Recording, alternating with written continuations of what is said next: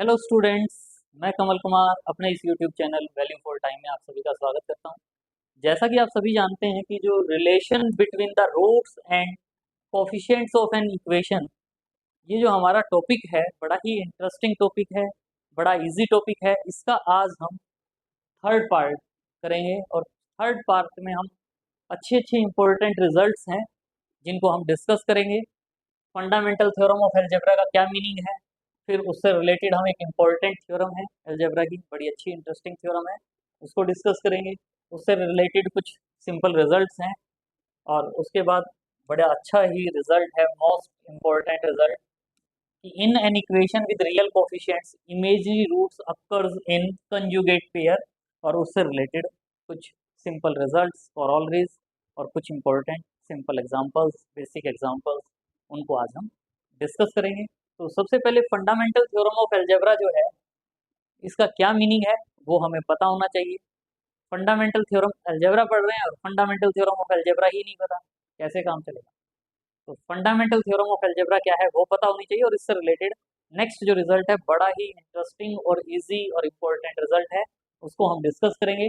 Every polynomial equation जो भी है हमारे पास, equation F of x is equal to degree N greater than और इक्वल टू वन, कोई भी इक्वेशन है F of x is equal to zero जिसकी डिग्री एन है, ग्रेटर देन और इक्वल टू वन, तो उसका हैज एटलीस्ट वन रूट।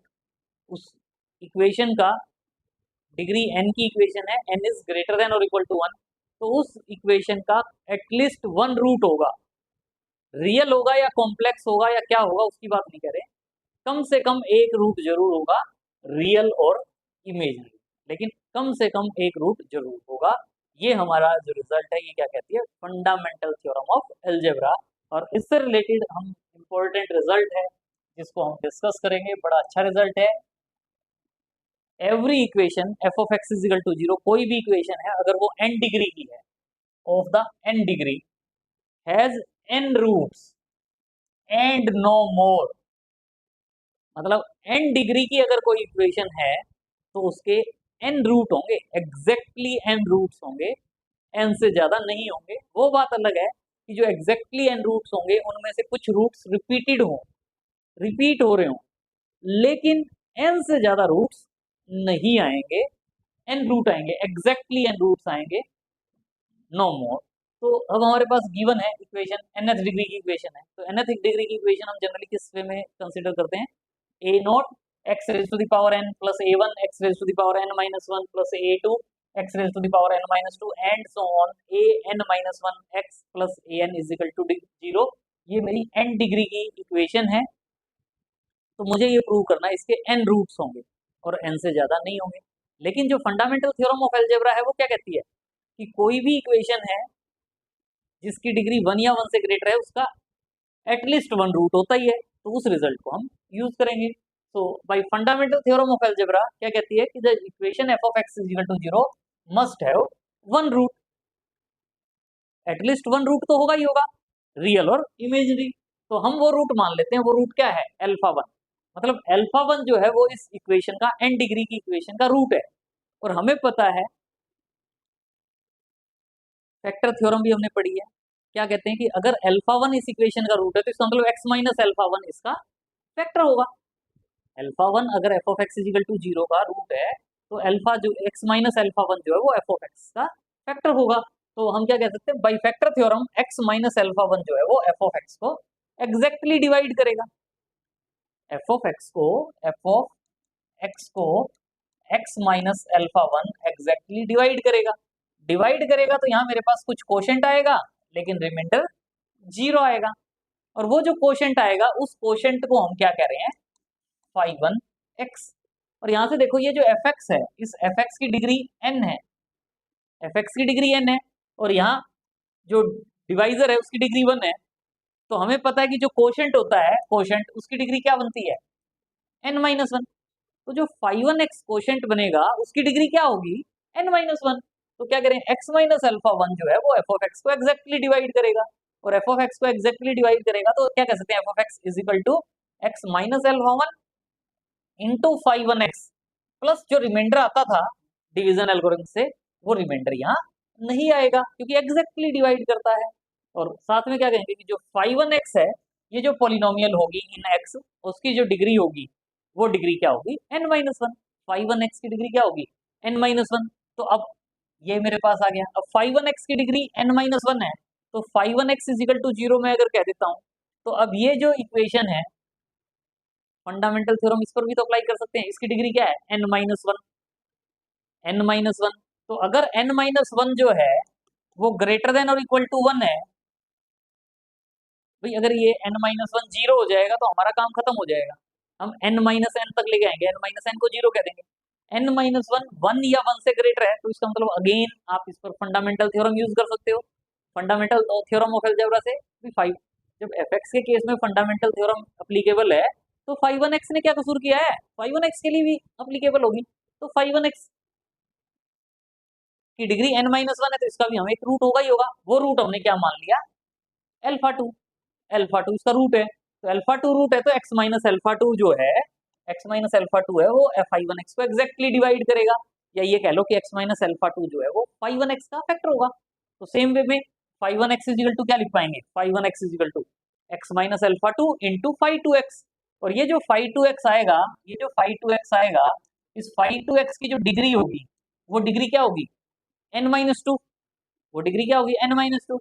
और अब ये जो वैल्यू है फाइव वन एक्स की, इस फाइव वन एक्स की वैल्यू में यहाँ पुट कर सकता हूँ। तो फाइव वन एक्स की वैल्यू इसको मैं करी, ये जो थी इसको मैं अगर इक्वेशन वन कहता, ये इक्वेशन वन, ये इक्वेशन टू, इक्वेशन टू से वैल्यू इक्वेशन वन में पुट कर दें। तो पुट करेंगे तो यहाँ से मेरे पास F of x is equal to क्या था, X minus alpha one into five one X. Five one X की वैल्यू क्या पुट कर दोगे, X minus alpha two into five two X. अब ये मेरे पास नेक्स्ट आ गया। अब अगेन ये जो फाइव टू एक्स है, फाइव टू एक्स की डिग्री क्या होगी, एन माइनस टू। अगेन इसका रूट होगा, मान लेते हैं अल्फा थ्री, फिर फाइव थ्री एक्स, फिर अगेन उसका एक रूट होगा। कंटिन्यूइंग लाइक दिस, अगर हम एन स्टेप्स यूज करते हैं, तो alpha one alpha two and so on alpha N, हमारे पास एन रूट्स आ जाएंगे ये, और उसके अकॉर्डिंग हम सोल्व कर सकते हैं। Phi two X polynomial of degree N minus two हो जाएगी। तो proceeding in this way after N step, one step में फाइव वन आ गया, सेकंड स्टेप में फाइव टू आ गया, थर्ड स्टेप में फाइव थ्री आ जाएगा, nth स्टेप में फाइव एन आ जाएगा। After n steps we shall get F of x is equal to क्या हो जाएगा, X minus alpha one into x minus alpha two into x minus alpha three and so on x minus alpha N into five N X. पहले में first step में phi one X था, दूसरे में phi two X, और इसमें phi N X. Five one X में क्या थी degree, N minus one. Phi two X में क्या थी डिग्री, फाइव टू एफ ये N minus two. Five N x की जो डिग्री है फाइव एन एक्स, इसकी डिग्री क्या होगी, एन माइनस एन यानी जीरो। और फाइव एन एक्स की डिग्री जीरो होगी, तो पोलिनोमियल की डिग्री जीरो का मतलब वो पोलिनोमियल क्या होगी, कांस्टेंट पोलिनोमियल। यानी कि फाइव एन एक्स की वैल्यू जीरो होगी, फाइव एन एक्स की डिग्री जीरो हुई है, और फाइव एन एक्स की डिग्री जीरो है, इसका मतलब five N x is constant polynomial. तो यहाँ क्या करें, where five N x is a polynomial of degree N minus n, degree N minus n that is zero, degree zero है, तो इसका मतलब फाइव एन एक्स जो है वो एक कांस्टेंट पोलिनोमियल हो जाएगी। तो फाइव एन एक्स की वैल्यू कांस्टेंट होगी। तो इसका मतलब जो ये एफ एक्स था, ये जो मेरा एफ एक्स था, इसको मैं इजिकल टू क्या लिख सकता हूँ, X minus alpha one, x minus alpha two and so on x minus alpha N into five N X. अब मैं इस फाइव एन एक्स की वैल्यू अगर फाइंड आउट करना चाहूँ, तो फाइव एन एक्स की वैल्यू फाइंड आउट करने के लिए हम बोथ साइड किसका कोफिशिएंट इक्वेट कर दें, X raise to the power N का coefficient, X raise to the power N का कोफिशिएंट बोथ साइड कंपेयर करें। तो जब ये दोनों इक्वेशंस इक्वल हैं, तो बोथ साइड जो x की पावर्स होंगी उनके जो कोफिशिएंट्स होंगे, चाहे एक्स क्यूब का कोफिशिएंट कहें, चाहे x raise to the power five का कोफिशिएंट कहें, वो सेम होगा। तो हम यहाँ कोफिशिएंट किसका कंपेयर कर रहे हैं, x raise to the power N का। X raise to the power N का कोफिशिएंट यहाँ क्या है, ए नॉट। और यहाँ क्या आएगा, देखो X into X into X into X, X into X into X N times multiply करेंगे तो क्या आएगा, X raise to the power N. और X raise to the power N के साथ क्या आएगा, फाइव एन एक्स। तो इसका मतलब राइट साइड में X raise to the power N का कोफिशिएंट क्या होगा, फाइव एन एक्स। तो इसका मतलब ए not is equal to five N X. तो इसका मतलब जो एफ ऑफ एक्स है उसको मैं क्या लिख सकता हूँ यहाँ, फाइव एन एक्स के प्लेस पर A not into x minus alpha one, x minus alpha two and so on x minus alpha N का प्रोडक्ट। तो ये मेरे पास फिफ्थ इक्वेशन आ गई। और आप इसमें देख रहे हो कि ये जो इक्वेशन है, इसमें x की value alpha one alpha two and so on alpha n put करेंगे तो वो इसको सेटिस्फाई करेगी। भाई एक्स की वैल्यू अल्फा 1 पुट कर दोगे तो 0, एक्स की वैल्यू अल्फा 2 पुट कर दोगे तो 0, एक्स की वैल्यू अल्फा एन पुट कर दोगे तो 0। तो इसका मतलब अल्फा 1 अल्फा 2 अल्फा एन जो है वो इस इक्वेशन के क्या हो जाएंगे, रूट्स। तो इसका मतलब अल्फा 1 अल्फा 2 अल्फा एन इस इक्वेशन के क्या हो जाएंगे, रूट्स। और कितने हैं, एन। तो इसका मतलब मेरे पास ये एन रूट्स आ गए। तो alpha 1 alpha 2 alpha n are n roots of f of x is equal to 0। यही प्रूव करना था कि इसके एन रूट्स हैं। तो एन रूट्स आ गए, लेकिन मुझे आगे क्या प्रूव करना है, एन से ज्यादा नहीं होंगे। तो यहाँ तो भी हम क्या करें, further if x assigned A value different from any one of the these, ये जो एन वैल्यूज है, इन एन वैल्यूज के अलावा अगर मैं कोई और वैल्यू पुट करता हूं तो no factor on right hand side vanishes. मतलब जो राइट हैंड साइड में जो पार्ट है वो 0 नहीं होगा। अगर मैं x की value other than alpha 1 alpha 2 alpha n put करता हूं तो जो राइट हैंड साइड है फिफ्थ इक्वेशन की वो 0 नहीं होगी। और जब राइट हैंड साइड 0 नहीं होगी तो लेफ्ट हैंड साइड भी 0 नहीं होगी। तो and the equation is not satisfied. तो इसका मतलब इसके n रूट्स होंगे। तो f of x 0 can not have more than n roots. तो इसका मतलब f of x is equal to 0 जो इक्वेशन है, अगर वो इक्वेशन की डिग्री n है तो उस इक्वेशन के एग्जैक्टली n रूट्स होंगे, n से ज्यादा नहीं हो सकते। वो बात अलग है कि वो रूट रिपीटेड है या क्या है, लेकिन n से ज्यादा root, more than n roots नहीं हो सकते। वो हम यहाँ यही कह रहे हैं, इफ सम और ऑल रूट्स आर इक्वल, जो रूट्स हैं उनमें से कुछ रूट्स या ऑल रूट्स भी इक्वल हो सकते हैं। इफ सम और all roots are equal then the number of distinct roots, अगर डिस्टिंक्ट रूट्स की बात करेंगे तो वो n से कम हो सकते हैं। Number of distinct roots shall be diminished, कम हो जाएंगे, नंबर ऑफ डिस्टिंक्ट रूट्स कम हो जाएंगे, but the equation will be said to have n roots. फिर भी हम क्या कहेंगे कि उस इक्वेशन के n रूट्स हैं। डिफरेंट रूट, डिस्टिंक्ट रूट्स की बात करेंगे तो वो कम हो सकते हैं, लेकिन अगर जो रिपीट हो रहे हैं उनको भी अगर हम काउंट करेंगे कि कोई रूट 3 टाइम्स रिपीट हो रहा है, कोई रूट 5 टाइम्स रिपीट हो रहा है, सबको ऐड करेंगे तो एग्जैक्टली n रूट्स होंगे। सम ऑफ देम और बीइंग रिपीटेड, कुछ रिपीट हो सकते हैं। इन this way the generality of the theorem is maintain, जो थ्योरम की जनरलिटी है वो मेंटेन रहती है कि n डिग्री की जो इक्वेशन है उसके एग्जैक्टली n रूट्स होंगे। इसमें हमारे पास ये इंपॉर्टेंट कॉरोलरी हो जाती है, बड़े अच्छा रिजल्ट है, सिंपल रिजल्ट है। क्या कह रहे हैं, to find the equation whose roots are given. अगर हमारे पास किसी इक्वेशन के रूट्स गिवन है और इक्वेशन फाइंड आउट करने के लिए कहा जाता है, F of x is equal to 0 के रूट्स गिवन और इक्वेशन फाइंड आउट करने के लिए कहा जाता है, तो हम क्या कह रहे हैं, if alpha 1 alpha 2 and so on alpha n, n roots हैं।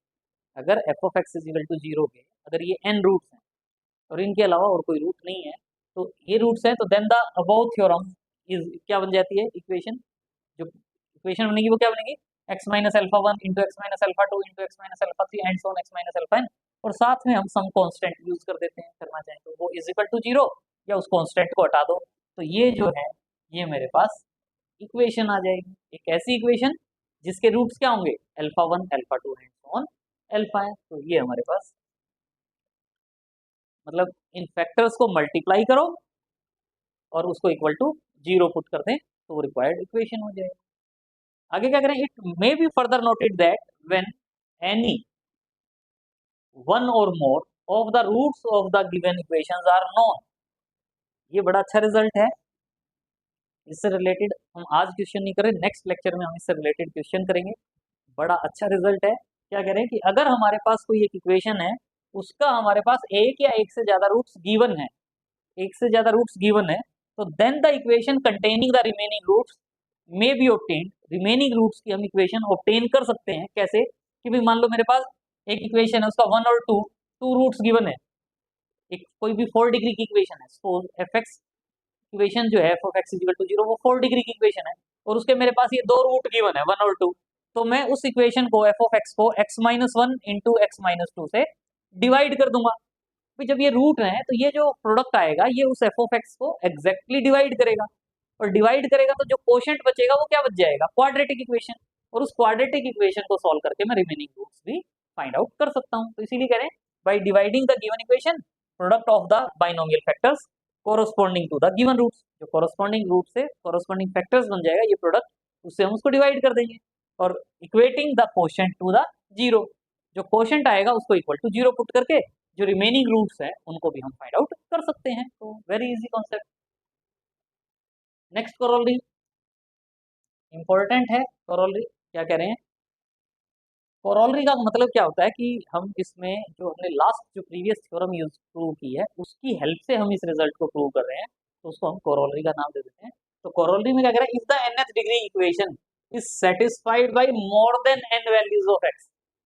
अभी क्या कह रहे थे कि अगर n डिग्री की इक्वेशन है तो उसके n से ज्यादा रूट नहीं कैसे होते, लेकिन अब क्या करेंगे, अगर n से ज्यादा रूट्स हैं, अगर nth डिग्री की इक्वेशन है कोई और उसके n से ज्यादा रूट है तो क्या होगा?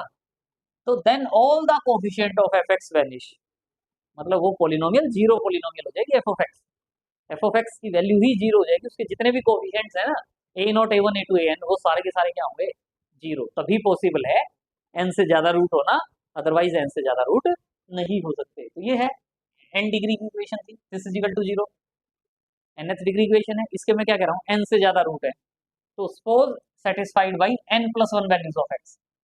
ये जो है वो n प्लस वन वैल्यूज इसको सेटिस्फाई करती हैं। n प्लस वन वैल्यूज मतलब alpha one, alpha two, alpha three, alpha N और बीटा।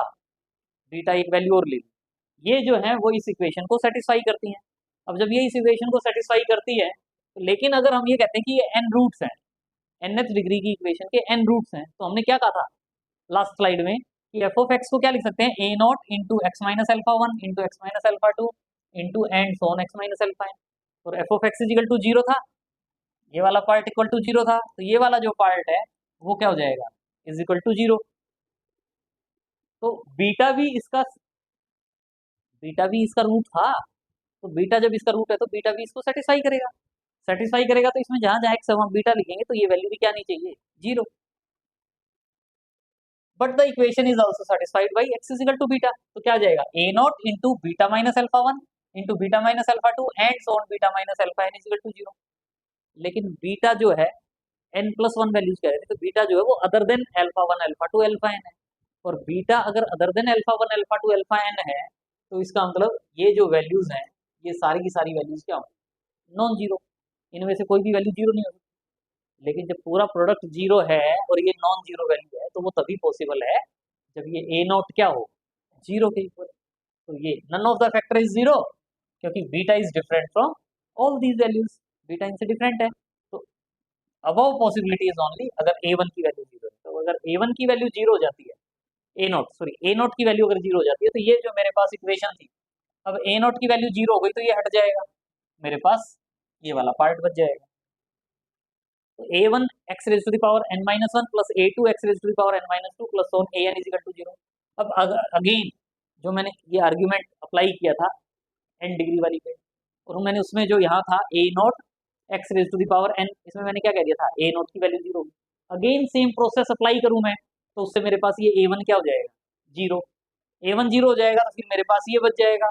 फिर अगेन मैं इस पर सेम प्रोसेस अप्लाई करूँ तो ए टू क्या हो जाएगा? जीरो।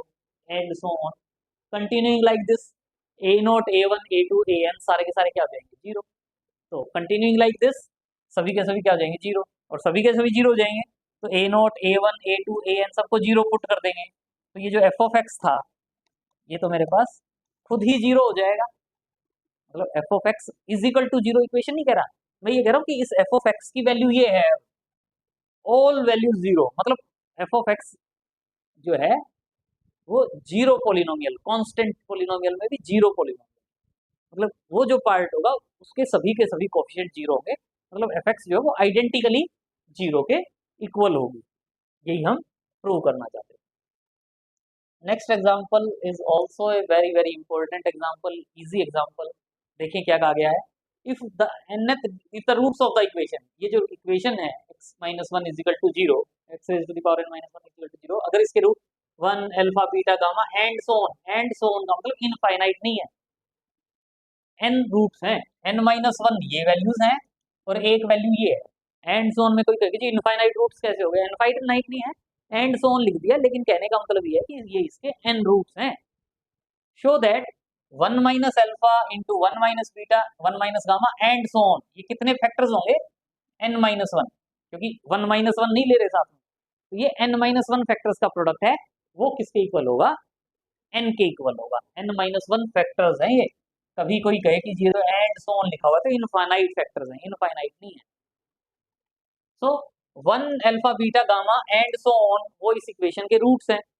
तो वो इस इक्वेशन के रूट्स हैं, तो x minus one, x minus alpha, x minus beta, x minus gamma, इसको एग्जैक्टली डिवाइड करेंगे और हम क्या लिख सकते हैं, x raise to the power N minus one is equal to x minus one into x minus alpha into x minus beta into x gamma and so on.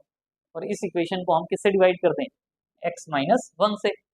X minus one से क्यों कर रहे हैं, क्योंकि ये देखो ये जो आ रहे हैं ना, ये वाले पार्ट से आइडिया हो जाता है, क्योंकि इसमें मेरे पास जहां जहां एक्स है वो वन पुट कर दूंगा तो ये पार्ट हो जाएगा।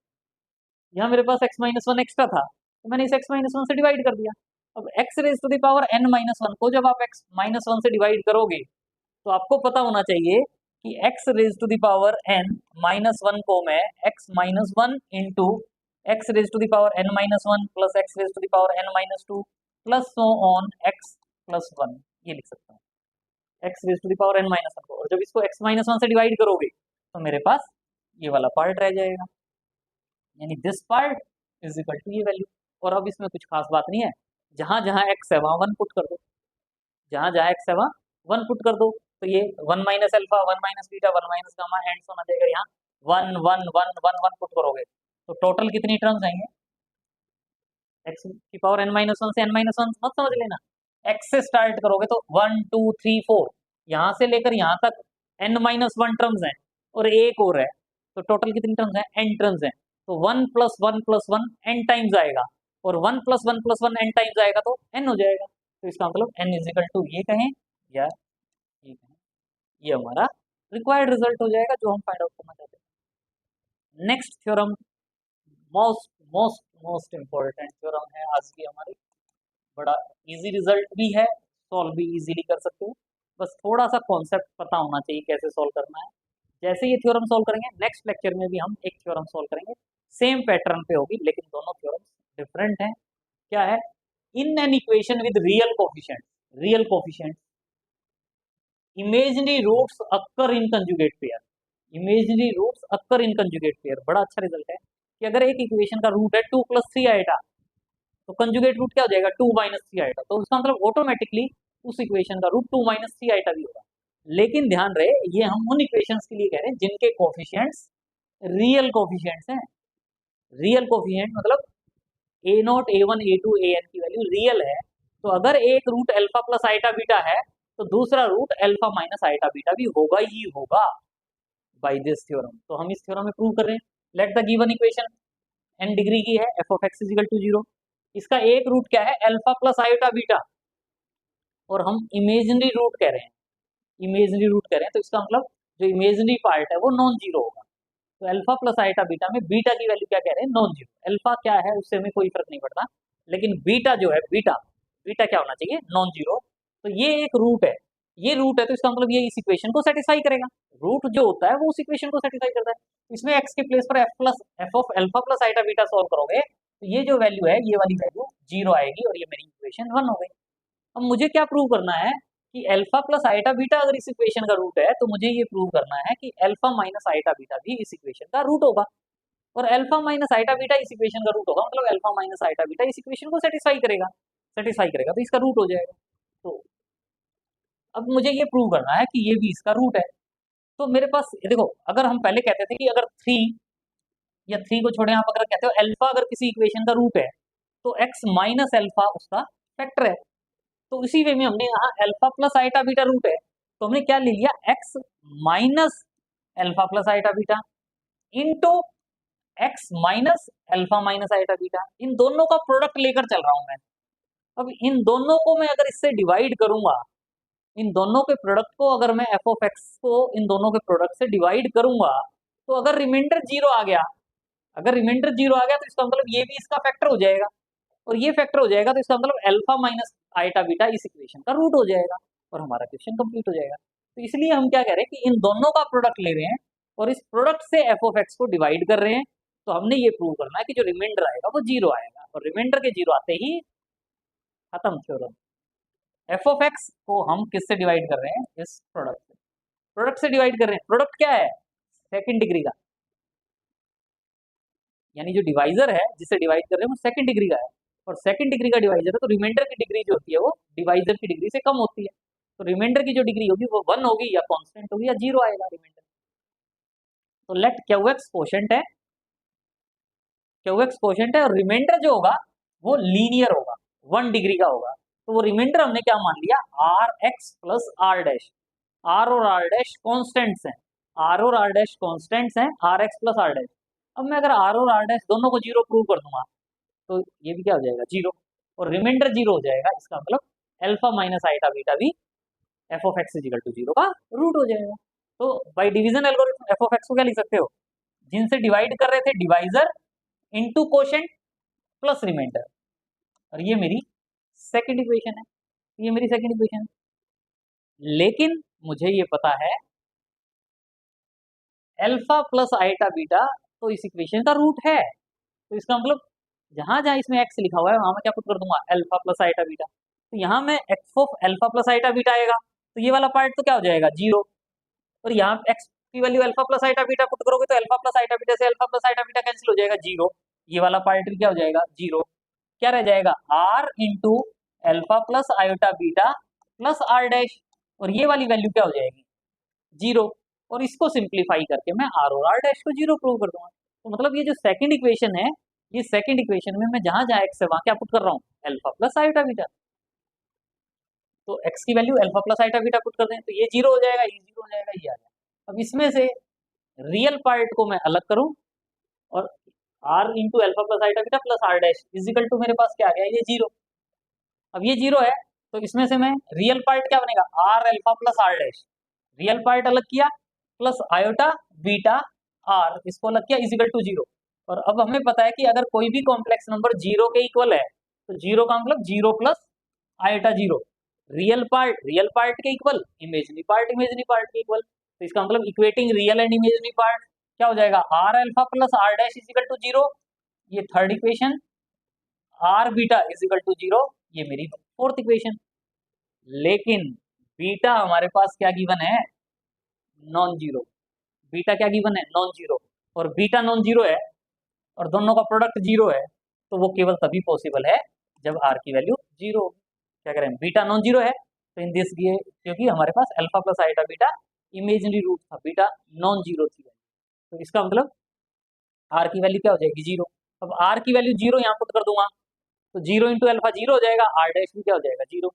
तो फ्रॉम इक्वेशन 3 आर डैश भी जीरो हो जाएगा, और आर डैश दोनों जीरो हैं, तो जो रिमाइंडर था मेरा r x plus are dash, वो रिमाइंडर भी क्या हो जाएगा, जीरो। और रिमाइंडर जीरो हो गया तो क्वेश्चन कंप्लीट। इसका मतलब ये जो प्रोडक्ट है, ये प्रोडक्ट एफ ऑफ एक्स को एग्जैक्टली डिवाइड करता है, और ये प्रोडक्ट एफ ऑफ एक्स को एग्जैक्टली डिवाइड करता है। तो इसका मतलब अल्फा प्लस आइटा बीटा तो इस इक्वेशन को सेटिस्फाई करता ही था, यहाँ से मेरे पास अल्फा माइनस आइटा बीटा भी इस इक्वेशन को सेटिस्फाई करेगा।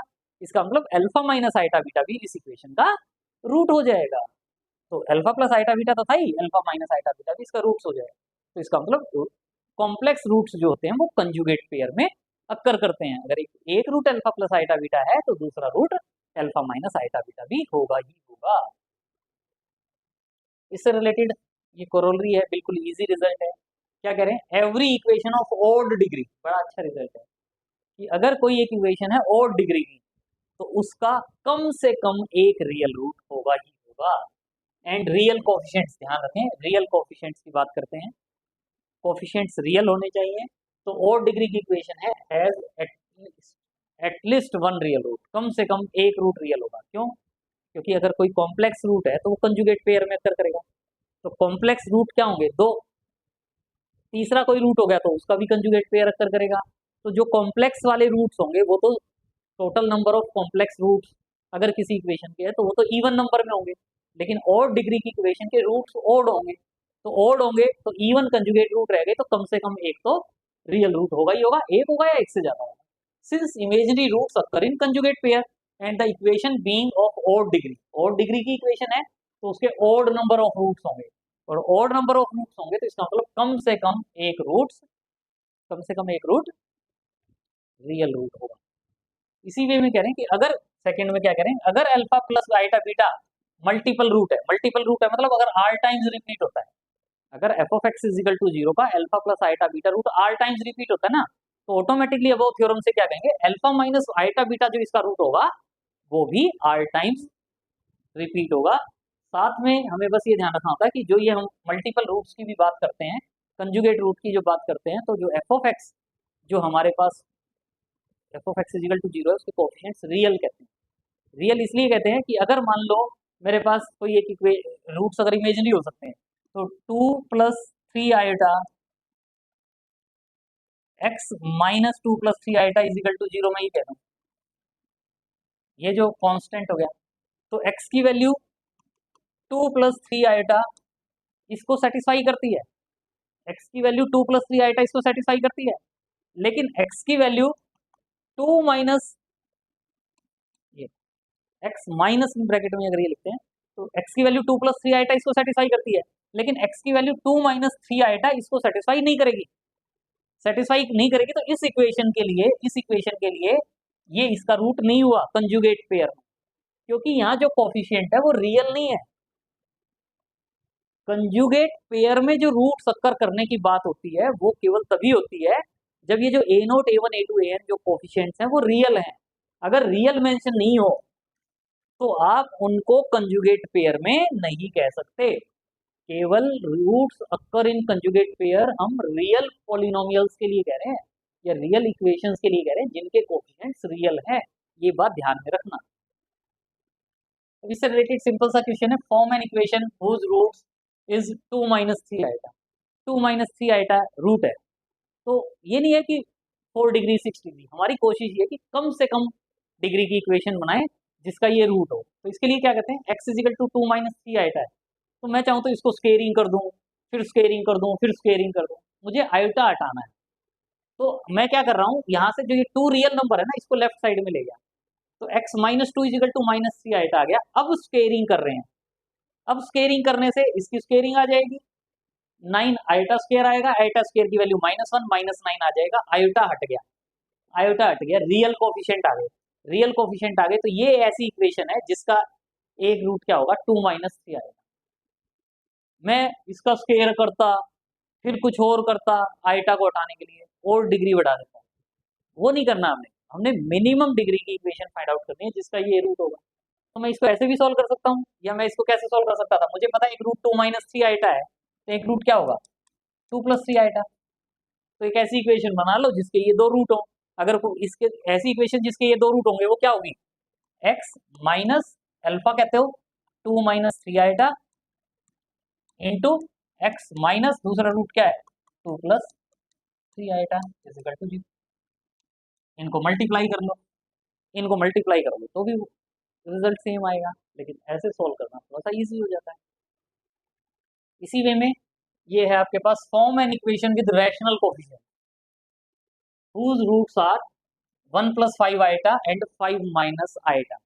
तो 1 + 5 आयोटा अगर एक रूट है तो 1 - 5 आयोटा कंजुगेट रूट होगा, और एक रूट 5 - आयोटा है तो 5 + आयोटा भी होगा।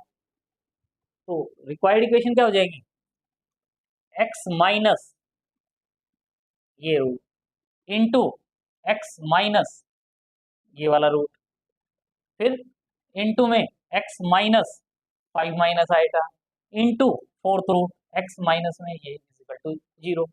इसको सिंप्लीफाई कर लें तो ये आपके पास रिक्वायर्ड इक्वेशन आ जाएगी जिसके ये रूट्स होंगे। इस वे में भी सॉल्व कर सकते हो, या इसको जैसे ये x इजिकल टू क्या लिखते हैं, x इजिकल टू 1 + 5 आयोटा, तो x - 1 is equal to 5 iota, squaring करते तो ये आ जाता है आपके पास x² minus 2x + 26 is equal to 0, ये आ जाता है। इसी में दूसरा क्या था 5 - आयोटा, तो x इजिकल टू 5 - आयोटा कहते हैं, तो x - 5 is equal to -iota, squaring करते सॉल्व करते तो ये आ जाता है आपके पास x² minus 10x plus 26 is equal to 0। अब रिक्वायर्ड इक्वेशन क्या हो जाती, इसको और इसको मल्टीप्लाई करके इक्वल टू 0 लिख दो, यही वाला पार्ट, ये इंटू ये इजिकल टू 0। तो जिससे भी मन करे वैसे सॉल्व करो, रिक्वायर्ड इक्वेशन आ जाएगी, तो ये आपका रिक्वायर्ड इक्वेशन होगा।